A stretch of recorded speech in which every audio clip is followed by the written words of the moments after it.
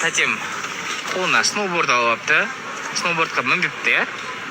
Мінбеген тек шаңғыда болыпты. В общем, бірінші деген сноубордта. В общем, любой жерде бірінші қылатыр қой. Байқаған жасындар, чисто жоғарықта жүретін болғанбыз.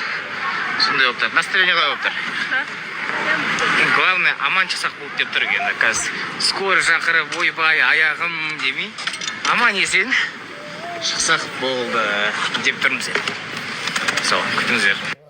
В общем, заправкадамыз. Кішігірім бензин құйып жатыр өзімізге.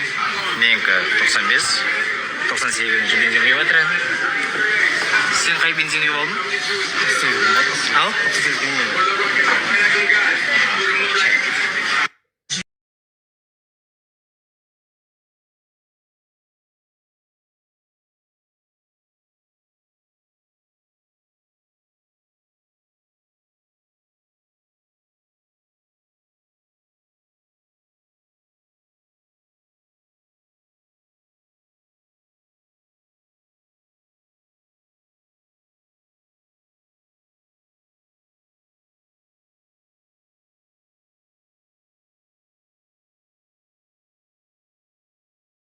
Ассалаумағалейкум, қалайсыздар?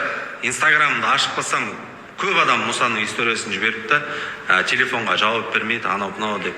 Енді ол өзара айнымай деп ойлаймын, және де біз оны өзара шешіп аламыз. Ол проблема емес.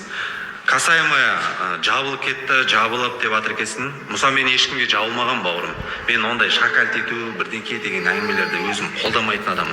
Я посчитал нужным сол кезде айтуға. Мен айттым, және де мен сөзіме соответствовать ететінді, сен прекрасно білесің ол нәрсені. Любой жерде жауап бере аламын. Касаемая октагонға, болмаса октагонға шыға салайық, сен спортсмен соңға анау-мынау деп айтқан екенсің. Мен любой уақыт дайынмын, сен оны прекрасно білесің да. Мен салмақтамын всегда. Салмақ жасау маған проблема емес. Сенің салмағында не істейміз? Мен осында, маған осындай уақыт керек. Осындай айда мен дайын боламын, салмақта боламын десең, мен дайынмын 24/7. Сен дайын болсаң, ехала. Бауырым, бұл ешқандай да отмазка емес. Мен профлига болғаннан кейін саған профессиональный подход ретінде салмағында жасай аласың ба деп сұрақ қойып жатырмын да. Салмағын жаса, кеттік. Ол анау организация лига емес, это профессиональная организация үшін. Ана сол тауыма, бұл тауыма демей, әңгімені көбейтпей, датасын айтасың, болды маған.